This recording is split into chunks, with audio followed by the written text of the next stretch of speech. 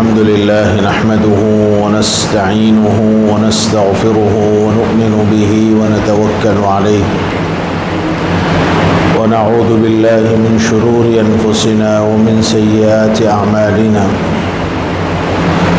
من يهد الله فلا مضل له ومن يضلل فلا هادي له ونشهد أن لا إله إلا الله وحده لا شريك له ونشهد أن سيدنا ونبينا وحبيبنا وشفيعنا وسندنا وقدوتنا ومولانا محمدا عبده ورسوله صلى الله تبارك وتعالى عليه وعلى آله وأصحابه وذرياته وأهل بيته وبارك وسلم تسليما كثيرا كثيرا. أما بعد فقد قال الله سبحانه وتعالى: أعوذ بالله من الشيطان الرجيم بسم الله الرحمن الرحيم كل نفس ذائقة الموت وإنما توفون أجوركم يوم القيامة فمن زحزح عن النار وأدخل الجنة فقد فاز وما الحياة الدنيا إلا متاع الغرور. صدق الله العظيم. محترم بزرگوں، عزیز بھائیوں، گزشتہ کئی جمعوں سے ایک سلسلہ چل رہا ہے انسان کی زندگی کا آخری سفر، اور اس سے متعلق کچھ ضروری مسائل اس کا مذاکرہ چل رہا ہے. چونکہ یہ زندگی کا ایک اہم مرحلہ ہے اور اس کی تیاری ہم میں سے ہر ایک شخص کو کرنی ہے، اس لیے اس کا مذاکرہ بھی بہت ضروری ہے. گزشتہ جمعہ اس عاجز نے بتلایا تھا کہ انسان کی زندگی کے اندر جیسے غسل اہمیت کی چیز ہے، انسان ناپاکی سے پاک ہوتا ہے، ایسے ہی انتقال کے بعد، روح قبض ہونے کے بعد انسان ناپاک ہو جاتا ہے. اس لیے شریعت نے غسل کا حکم دیا ہے. اور گزشتہ جمعہ میں نے بتلایا تھا کہ جیسے زندگی کے اندر انسان غسل سب سے چھپ کر کرتا ہے، علانیہ طور پر نہیں کرتا، پردے میں کرتا ہے، ایسے ہی انتقال کے بعد بھی میت کو غسل پردے میں ہونا چاہیے. علانیہ طور پر سبھی اس میں شریک ہو جائیں، یہ مناسب نہیں ہے. طریقہ غسل کے سلسلے میں نے بتلایا تھا کہ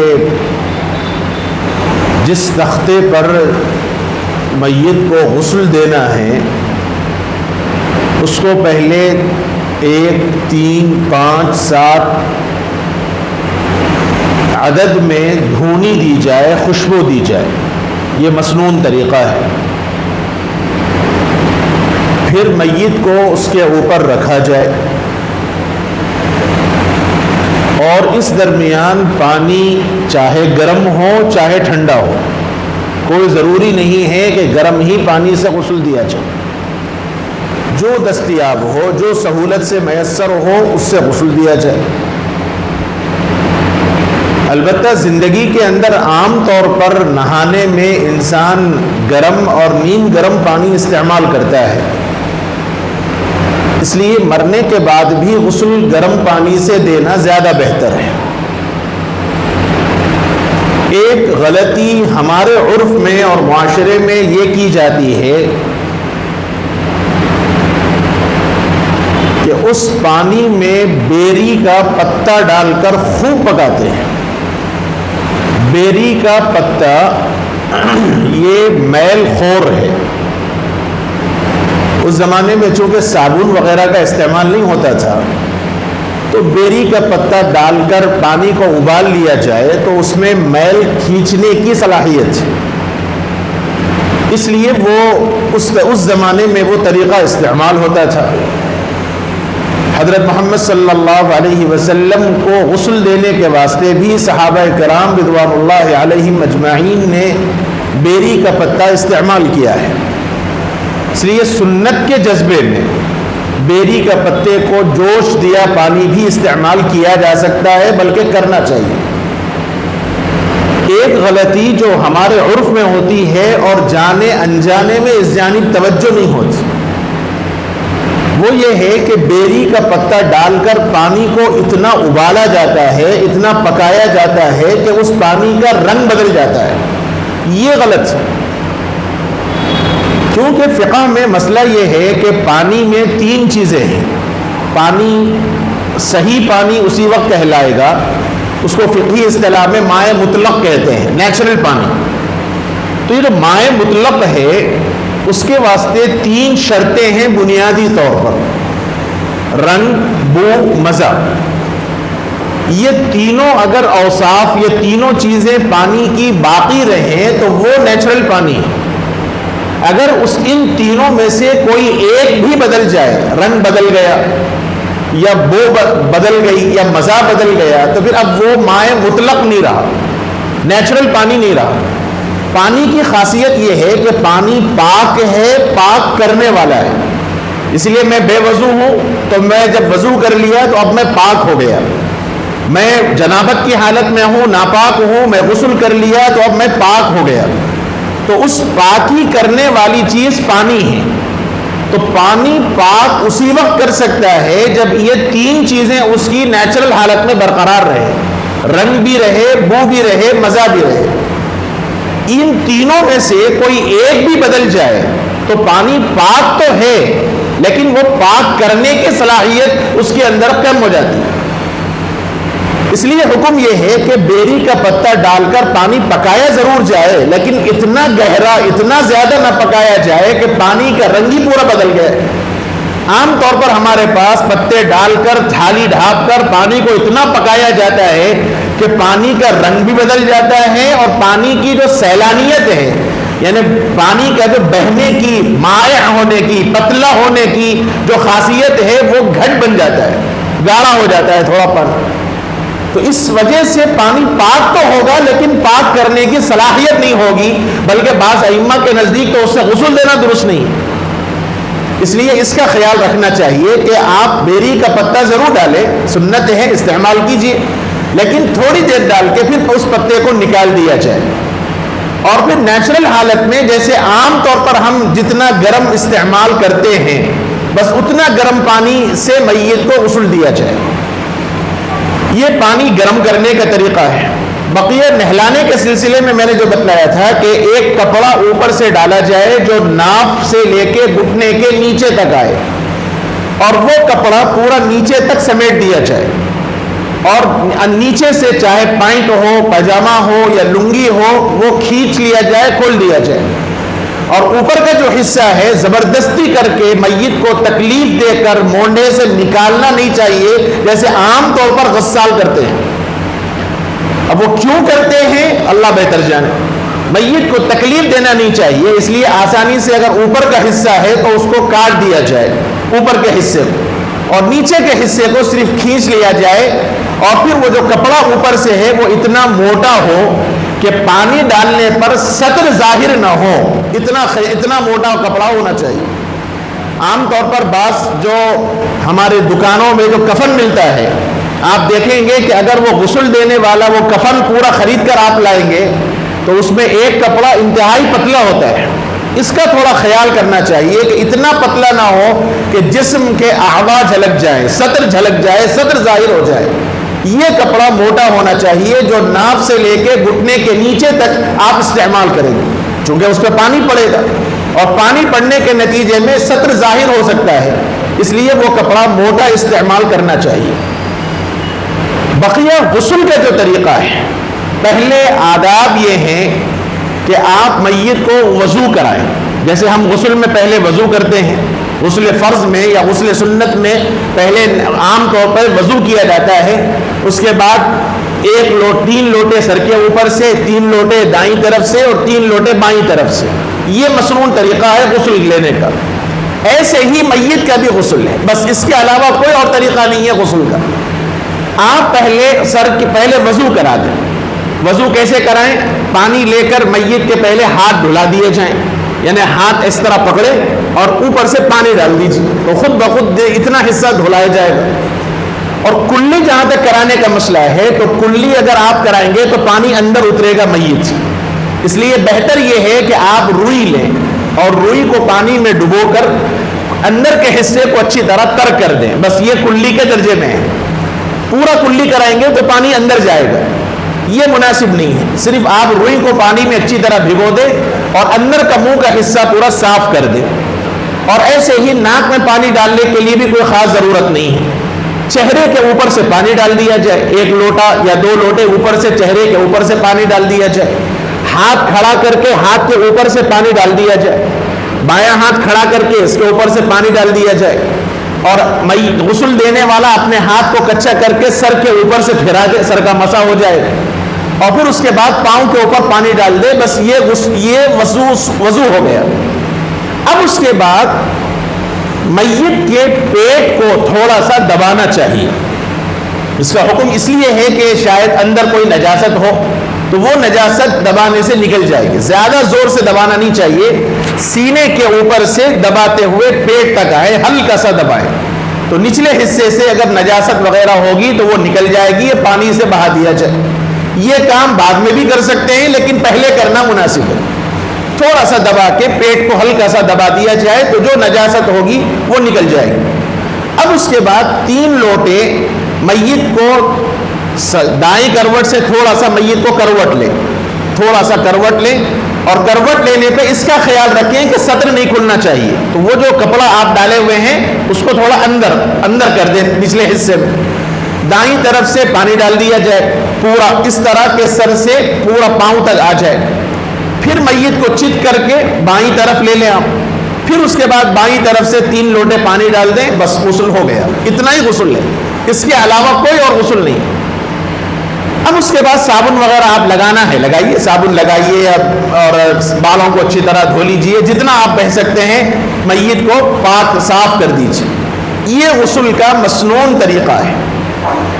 اس کے بعد کا جو مرحلہ ہے جہاں عام طور پر ہمارے عرف کے اندر غلطیاں ہیں اور یہ غلطیاں کہاں سے آئی ہیں اللہ بہتر جانے. یہ غسل ہو گیا. اب اس کے بعد میت کے جسم کو پوچھنا ہے تو اور ایک کپڑا، کفن کے ساتھ ایک اور ایک کپڑا ہوگا پوچھنے والا. اس کپڑے سے پہلے میت کے سر کے بالوں کو آپ اچھی طرح پوچھ لیں، جسم کو آپ پوچھ دیں اور یہ جو حصہ ہے جو کپڑا بھیگا ہوا ہے اس کپڑے پر وہ جو جس کپڑے سے آپ نے جسم پوچھا ہے بس وہ کپڑا اوپر ڈال کے وہ کچا کپڑا نیچے سے کھینچ دیجیے. یہ مسئلہ ہو گیا. اب اس کفن آئے گا تو کفن کے واسطے ایک دوسرا اگر تخت دستیاب ہے تو وہ تخت ایک کفن آپ بچھا دیں. کفن میں 3 حصے ہیں جو مرد کے لیے مسنون ہیں. میں اپنی بات بہت مختصر کر رہا ہوں اس لیے کہ اب رمضان آنے والا ہے، اس لیے مجھے رمضان کی مناسبت سے باتیں عرض کرنی ہے، اس لیے میں باتوں کو سمیٹ رہا ہوں. اب کفن جو آپ لٹائیں گے اپنے کفن کو اگر تخت پر 3 کفن مرد کے لیے مسنون ہیں.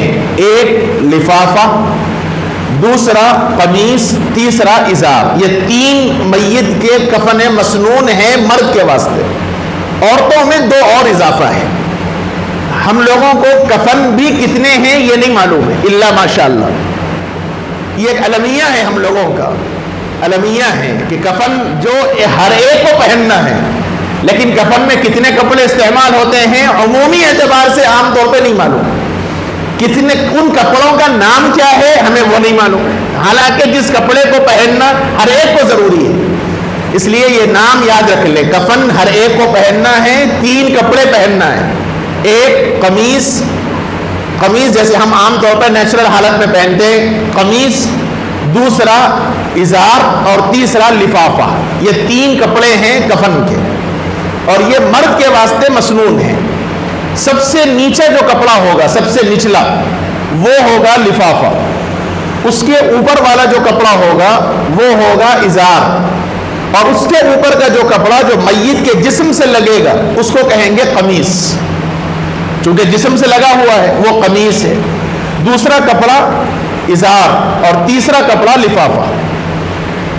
دونوں جو کپڑے ہیں، نیچے سے میں آ رہا ہوں، نیچے سے لفافہ اور ازار دونوں ایک ہی سائز کے کپڑے ہوں گے، دونوں ایک سائز کے، اور قمیص جو ہوگی وہ یہاں سے کندھے سے یہ حلق سے لے کے گھٹنے کے نیچے تک ایک چادر ہوگی، بس وہ قمیص ہوگی، درمیان سے اس کو کاٹا جائے گا تاکہ گلے کے اندر سے اس کو پہنا دیا جائے۔ بقیہ آستین وغیرہ جیسے ہم عام طور پہ آستین والے کرتے پہنتے ہیں ویسا نہیں ہے، وہ ایک چادر ہے، چونکہ جسم کے اوپر سے آتا ہے اس لیے اس کا نام قمیص ہے۔ تو ایک چادر ہوگی، اس چادر کو 2 حصوں میں برابر اگر آپ کریں گے تو وہ یہاں سے یعنی حلق سے لے کے گھٹنے کے نیچے تک آ جائے، یہ قمیص ہے۔ یہ میت کو پہنائیں گے اور ہاتھوں کو نیچے اندر کر دیں گے قمیص کے اندر، اور اس کے بعد والا جو حصہ ہے وہ ہوگا ازار، اور ازار اور لفافہ یہ دونوں ایک سائز کے ہوں گے۔ اب اس کے بعد میت کو جب لپیٹیں گے کفن تو پہلے آپ ازار لپٹیں گے بائیں طرف سے، اور دائیں طرف کا اوپر آئے گا، پھر اس کے نیچے کا کپڑا لپٹیں گے، پھر اس کے اوپر کا کپڑا، اور پاؤں کے پاس ایک گھٹی باندھے، کمر کے پاس ایک باندھے، سر کے پاس، وہ بات کا مسئلہ ہے۔ یہ کفن ہے۔ عطر کا جہاں تک مسئلہ ہے، آپ اعضائے سجدہ، میت کے جو اعضائے سجدہ ہیں یعنی ہمارے جسم کے جو اعضائے سجدہ ہیں، پیشانی، ناک، دونوں ہاتھ، دونوں گھٹنے، دونوں قدم، یہ اعضائے سجدہ کہلاتے ہیں، یعنی جس پر ہم سجدہ کرتے ہیں۔ سجدے میں جو عظم ہمارا ہڈیاں جو رکتی ہیں اس کو اعضائے سجدہ کہتے ہیں۔ عطر اس پہ ملنا چاہیے، اس پہ لگانا چاہیے، اعضائے سجدہ پر عطر لگانا چاہیے۔ کافور اگر آپ استعمال کریں تو کافور کی خاصیت یہ ہے کہ کافور ایک خوشبو بھی ہے، کافور کی خاصیت یہ ہے کہ کیڑے مکوڑے اس سے نہیں آتے، اور سب سے سستی خوشبو ہے، اس لیے کافور کا استعمال کرنا چاہیے۔ یہ جتنے اعضائے سجدہ ہیں، کافور کی گولیاں اگر ہیں تو اس کو آپ اس طرح مل لیں تو پاؤڈر ہو جائے گا، تو اس پاؤڈروں کو آپ یہ اعضائے سجدہ پر، پیشانی پر، تھوڑا ناک پر، ان دونوں ہتھیلیوں پر، گھٹنوں پر، پاؤں پر کافور کو لگا دیں۔ بقیہ کفن میں جو عطر ڈالنے کی جو طریقہ ہے، پوری جنت الفردوس کی ایک شیشی پوری کفن میں اڈل دیں گے، یہ خلاف سنت ہے، یہ سنت کے خلاف ہے۔ عطر آپ میت کے سر کے بال کو لگا دیں، داڑھی کو لگا دیں، یہ کا مسنون ہے۔ بقیہ کفن پہ عطر چھڑکنا یہ خلاف سنت ہے۔ کفن سفید ہونا چاہیے، جیسے زندگی کے اندر آپ کا سفید کپڑا ہو اور آپ اپنے سفید کپڑے پر ایک دھبا بھی برداشت نہیں کرتے، ایسے ہی مرنے کے بعد بھی کفن پہ صاف شفاف کفن ہونا چاہیے، اس پہ زبردستی کے دھبے نہیں لگانے چاہیے۔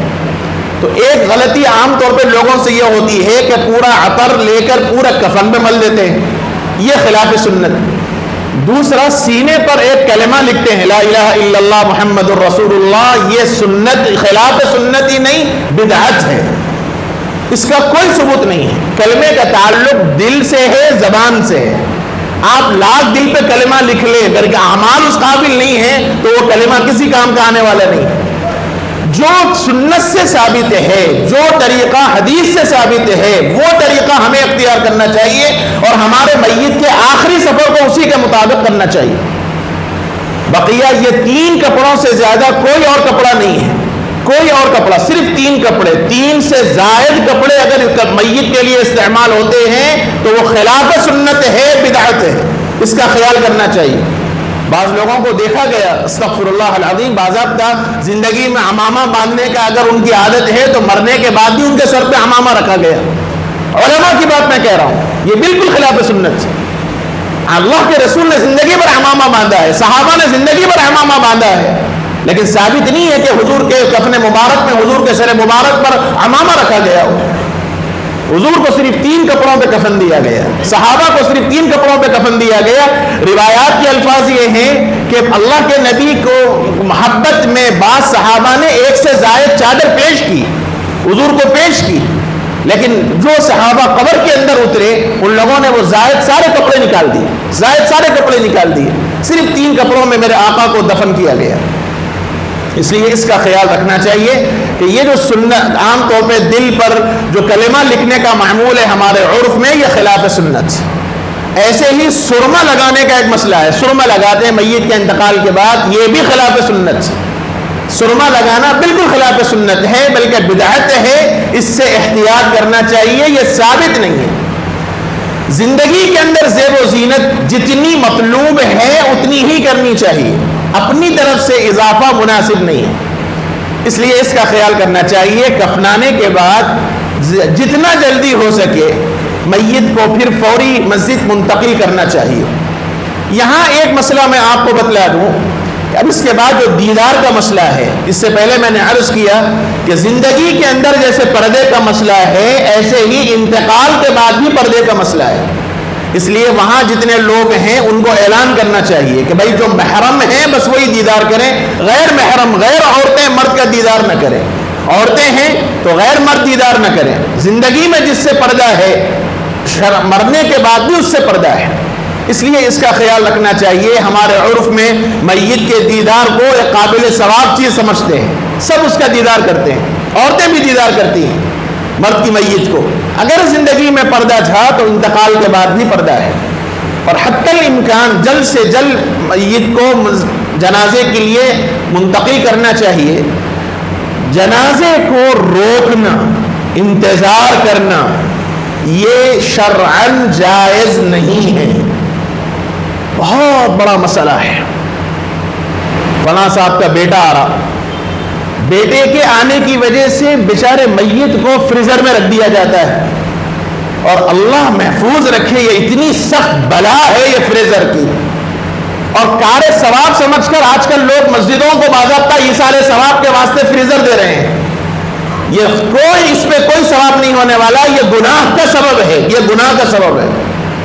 جتنا جلدی ہو سکے میت کو فوری دفن کرنا چاہیے. اس سے تکلیف ہے میت کو. آپ عام حالات کے اندر 4 گھنٹے کیا آپ کبھی فریزر میں اپنے آپ کو رکھیں گے؟ تھوڑا سا اے سی ہمارا زیادہ ہو جائے تو بعض مرتبہ برداشت نہیں ہوتا. انتقال کے بعد وہ بیچارہ کچھ بول نہیں سکتا, تو ہم اس کو باضابطہ فریزر کے اندر رکھتے ہیں. اور بسا اوقات دیکھا گیا کہ اللہ معاف کرے جب میت کو غسل کے واسطے نکالا گیا, یہ میں اپنی آنکھوں سے دیکھی ہوئی بات کہہ رہا ہوں آپ کو, اپنی آنکھوں سے دیکھی ہوئی, میت کو غسل کے لیے جب فریزر سے نکالا گیا تو پوری پیپ خون کے ساتھ نکلی. العیاذ باللہ. یہ سوائے تکلیف نہیں اور کیا ہے؟ ایک تو اگر ایسا ہے تو 4 گھنٹے 5 گھنٹے پہلے فریزر بند کر دینا چاہیے تاکہ پھر بالکل ٹیمپریچر برابر ہو اور آسانی سے ڈیڈ باڈی نکل جائے. لیکن تھوڑی سی بھی غفلت ہو جائے تو بڑی تکلیف کے ساتھ نکالنا پڑتا ہے. اس کا اندازہ آپ کر سکتے ہیں. فریزر میں کبھی آپ اپنا برف میں گوشت رکھ لیں فریزر میں فریج کے اندر, اور بس گوشت کی پرنی کو آپ نکالیں گے تو بسا اوقات گوشت کے ٹکڑے نکلیں گے, خون کا ٹکڑا بھی نکل جائے گا. ایسے ہی میت کا مرحلہ ہے. دیدار بہت اچھی چیز ہے, ٹھیک ہے, لیکن دیدار کے واسطے انتظار کرانا یہ مناسب نہیں ہے, یہ مناسب نہیں ہے. ایسے ہی میت کو منتقل کرنے کا مسئلہ ہے. فقہا نے اس کو بھی ناجائز لکھا ہے, میت کو منتقل کرنا. منتقل کرنے کا مطلب حد سفر, یعنی ایک جگہ سے دوسری جگہ باضابطہ منتقل کرنے کی جہاں تک بات ہے. ہاں اگر عذر کا مسئلہ ہے تو الگ بات ہے. جیسے یہاں انسان علاج کے لیے آیا تھا, انتقال ہو گیا, اب یہاں اس کو دفن کرنا بظاہر مشکل ہے, جیسے ہمارے آج کل کے قبرستانوں کے اعتبار سے مسائل ہوتے ہیں.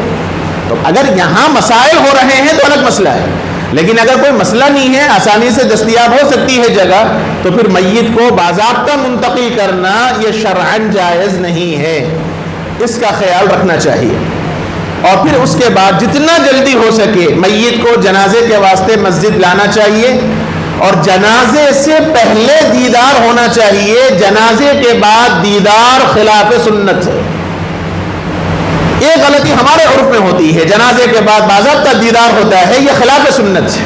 آپ دیدار کرائیے لیکن جنازے سے پہلے اعلان کر دیا جائے کہ صاحب جو دیدار کرنا چاہتے ہیں وہ پہلے کر لیں۔ جنازے کے بعد چونکہ دیدار سنت نہیں ہے اور ہم اپنے میت کو خلاف سنت نہیں کرنا چاہتے، اس لیے جنازے کی نماز پڑھنے کے بعد پھر دیدار کے لیے روکنا یہ مناسب نہیں ہے۔ پہلے دیدار کرا دیا جائے اور پھر انتقال ہو، جنازہ ہو جائے تو پھر فوری جنازہ پڑھا کے میت کو قبرستان کی طرف لے چلنا چاہیے۔ یہ جنازے تک کے مسائل ہوئے ہیں، اور جنازے میں بہتر یہ ہے کہ ولی جنازے کی نماز پڑھائے۔ میت کا جو ولی ہے، بیٹا ہے، باپ ہے، بھائی ہے، اقرب قریبی رشتہ دار چچا ہے، تو یہ ہے جو میت کے قریبی لوگ ہیں، بہتر یہ ہے کہ وہ جنازے کی نماز پڑھائے۔ لیکن اگر وہ اپنی اجازت سے کسی اور سے پڑھوانا چاہیں تو اجازت ہے، ولی کی اجازت کے ساتھ، امام مسجد ہے یا کوئی اللہ والے بزرگ ہیں ان سے پڑھانا چاہیں تو پڑھا سکتے ہیں، تو جنازہ پڑھایا جا سکتا ہے کسی سے بھی۔ افضل اور بہتر یہ ہے کہ جنازہ میت کا اقربا قریبی رشتہ دار پڑھائے، اور جنازہ جب مسجد میں رکھا جائے، چاہے مسجد میں ہو یا مسجد کے باہر ہو، اس میں اختلاف ہے۔ احناف کے نزدیک مسجد میں نماز جنازہ مکروہ ہے، اور حضرات شوافی اور حنابلہ کے پاس مسجد میں نماز جنازہ جائز ہے، کوئی مسئلہ نہیں ہے، الا یہ کہ مسجد ٹائٹ ہو، مسجد چھوٹی ہو، صحن نہ ہو تو بدرجہ مجبوری مسجد کے اندر نماز جنازہ ہو سکتی ہے، ورنہ عام حالات کے اندر احناف کے مسلک کے اعتبار سے مسجد میں نماز جنازہ مکروہ تحریمی ہے احناف کے پاس۔ بہرحال اگر جنازہ ہو تو عورت اور مرد کے سینے کے سامنے ٹھہرنا چاہیے، عورت ہو تو کمر کے اور مرد ہو تو سینے کے مقابل امام ٹھہرے۔ طاق عدد میں صفیں بننی چاہیے، 3، 5، 7، 3 تک احتیاط کرنا چاہیے، اس سے زائد طاق عدد میں بن جائے کوئی مسئلہ نہیں۔ 3، 5، 7 اس عدد میں، طاق عدد میں صفیں بننی چاہیے۔ اور پہلی تکبیر، اب جب جنازے کی نماز کا جو طریقہ ہے، پہلی تکبیر میں اللہ اکبر کہہ کر یا تو ثنا پڑھی جائے یا سورۃ الفاتحہ پڑھا جائے۔ احناف کے پاس ثنا پڑھنا ہے اور حضرات شوافی اور حنابلہ کے پاس سورۃ الفاتحہ پڑھنا افضل ہے۔ یہ افضل غیر افضل کا اختلاف ہے، کوئی جائز ناجائز کا مسئلہ نہیں ہے، دونوں بھی حدیث سے ثابت ہیں۔ احناف کے مسلک میں جنازے کی نماز میں اللہ اکبر کہہ کر سورۃ الفاتحہ، احناف کے پاس ثنا سبحانک اللہم وبحمدک وتبارک اسمک وتعالی جدک ولا الہ غیرک، جو نماز میں ہم ثنا پڑھتے ہیں، اور حضرات شوافی کے بعد سورۃ الفاتحہ یہ پڑھا جائے پہلی تکبیر میں اللہ اکبر کہہ کر۔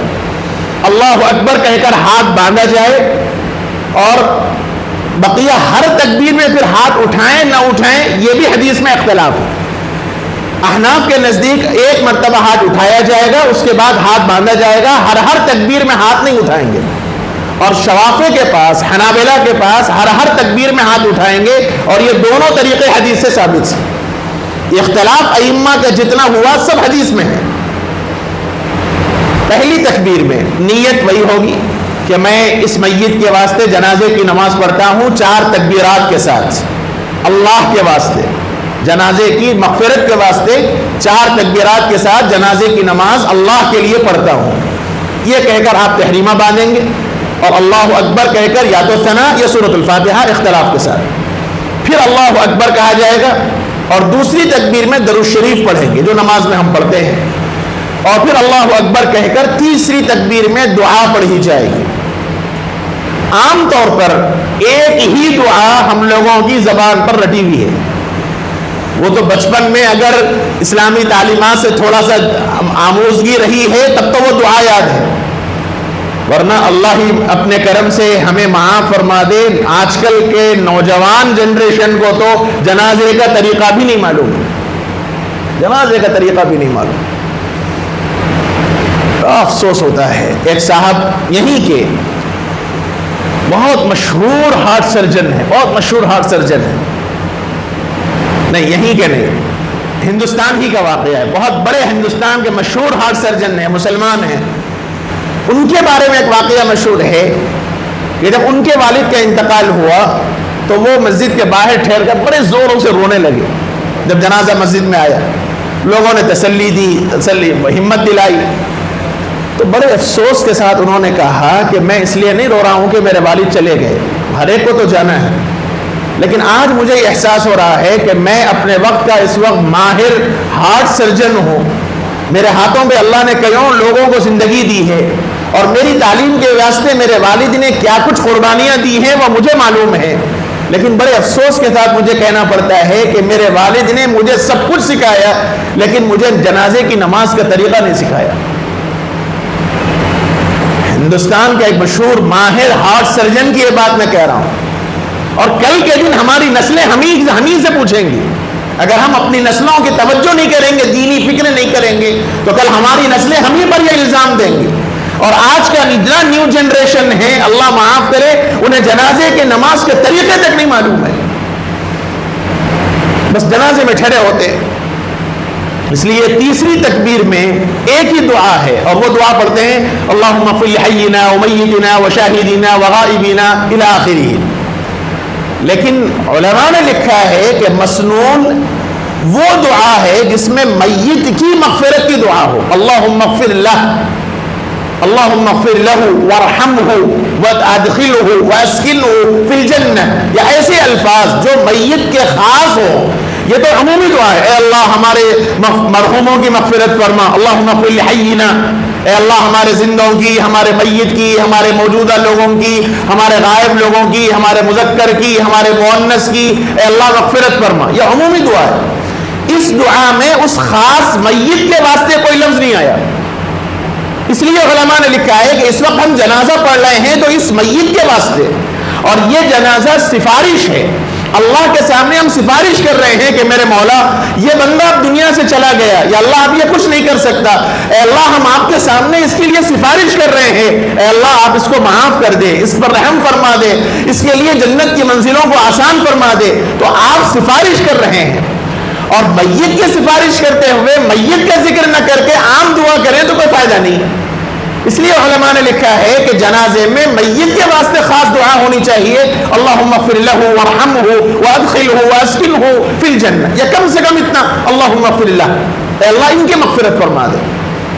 اور پھر اور تیسری تکبیر میں جتنی دعائیں آپ کو یاد ہیں وہ ساری دعائیں پڑھی، عام طور پر یہ ایک ہی دعا ہمیں یاد ہوتی ہے، اس لیے وہی ایک دعا پڑھ دیتے ہیں، بقیہ ختم۔ اور اگر بعض علاقوں میں بعض جگہوں پہ اگر امام کو ایک سے زائد دعا یاد ہے اور وہ لمبی تیسری تکبیر کہہ دے تو بعد میں تبصرے ہوتے ہیں امام صاحب تیسری تکبیر یہ لمبی کرے مت پوچھو۔ حالانکہ آپ سعودیہ جائیں، آپ کو اندازہ ہوگا، حج و عمرے کو آپ گئے ہوئے ہیں، تیسری تکبیر میں اتنا لمبا وقفہ ہوتا ہے اور اتنی دعائیں پڑھتے ہیں ائمہ حرم وہاں کے، مت پوچھیے، یہ ہونا چاہیے۔ جتنی دعائیں آپ کو یاد ہیں وہ دعائیں تیسری تکبیر میں پڑھنی چاہیے۔ جنازے کی نماز اصل دعا ہے، جنازے کی نماز کا اصل مقصد دعا ہے، اور دعا کا مطلب ہے سفارش۔ اور پھر چوتھی تکبیر جب آپ کہیں گے دوبارہ چوتھی تکبیر، پھر اس کے بعد ایک دعا پڑھنا ہو تو پڑھیں، نہ پڑھنا ہو تو کوئی مسئلہ نہیں، پھر اس کے بعد آپ سلام پھیر دیا جائے۔ یہ جنازے کا طریقہ ہے۔ بقیہ جنازے کے بعد کے جو مراحل ہیں، جنازہ خود دعا ہے، اس کے بعد دعا یہ خلاف سنت ہے۔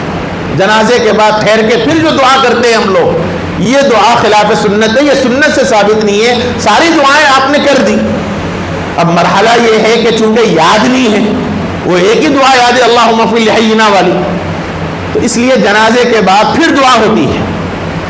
تو اس لیے اس سلسلے میں سنت تو نہیں ہے، خلاف سنت ہے جنازے کی نماز کے بعد پھر دعا کرنا۔ بقیہ اگر کر لیا جائے تو پھر وہ اپنے اپنے علماء سے پوچھ لے۔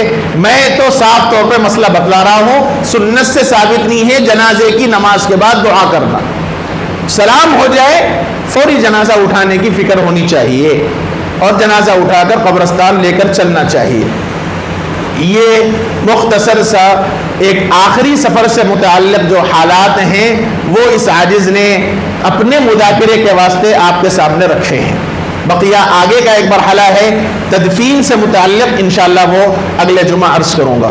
بس اپنی بات ختم کرتے ہوئے میرے بھائیوں ایک پیغام بس دینا چاہتا ہوں، اور وہ رمضان المبارک سے متعلق ہے۔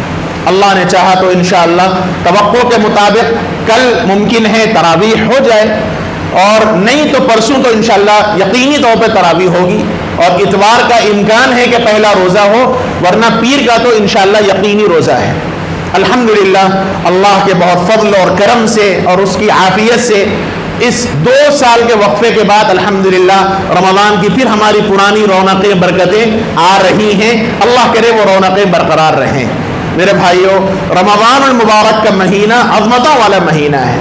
یہ ساری زندگی 11 مہینے جو ہماری بالکل خلاف طرز زندگی گزری ہے، یہ ایک مہینہ ہمیں اپنی زندگیوں کو بدلنے کی ضرورت ہے۔ یہ ایک مہینہ اللہ کو راضی کرنے کی ضرورت ہے۔ اس کے واسطے اپنے اعمال کو، اپنی روٹین کو بدلیں۔ عام حالات میں آپ جو کرتے ہیں، اس مہینے میں آپ کیا کر سکتے ہیں اللہ کے واسطے، اس کے رسول کے واسطے، وہ کرنے کی فکر کیجیے۔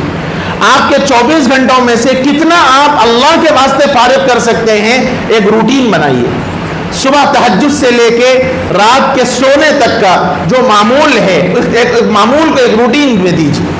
اس وقت ہمارے حیدرآباد کا ماحول بھی ماشاءاللہ پورے عرب کے طریقے پر ہو رہا ہے، رات بھر جگنے کا ماحول بن چکا ہے بالکل، الا ماشاءاللہ بعض گھرانے سوتے ہیں تو سوتے ہیں، ورنہ عمومی اعتبار سے پوری رات جاگنے کا ایک ماحول بن چکا ہے۔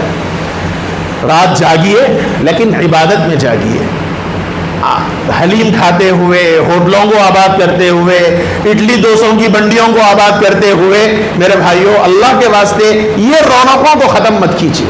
رمضان المبارک کی رونقیں اس قابل نہیں ہے کہ وہ کھانے پینے کا موسم ہو۔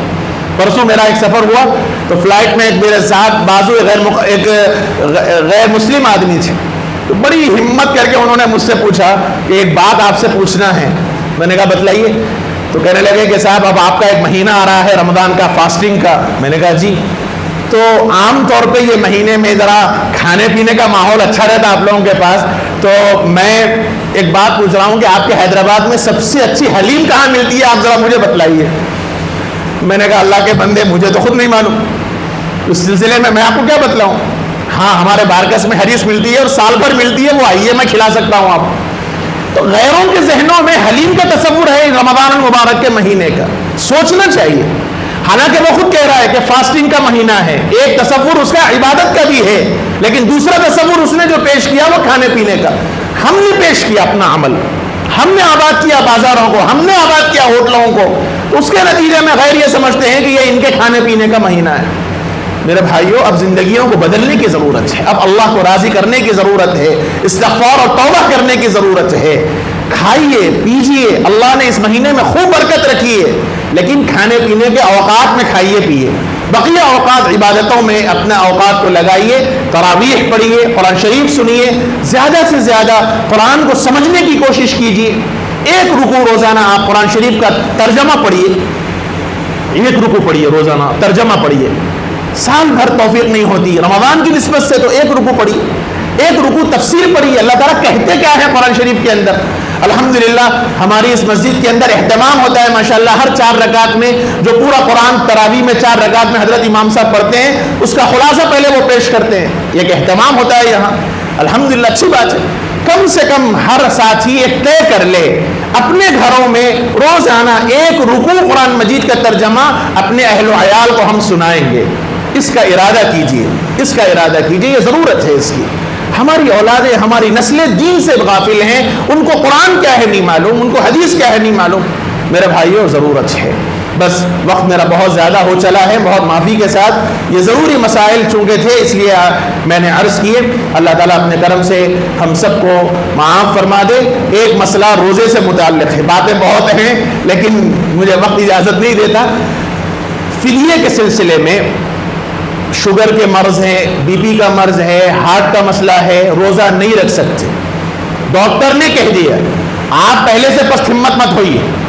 اگر ڈاکٹر نے کہہ دیا کہ واقعتاً آپ کے لیے روزہ مناسب نہیں ہے، تو پھر آپ ایک دن کا روزے کا فدیہ ہے 2.25 کلو غلہ، چاہے گیہوں ہو، چاول ہو، جو بھی ہو، 2.25 کلو آج کل کی مقدار کے اعتبار سے 70-80 روپے بنتا ہے ایک روزے کا۔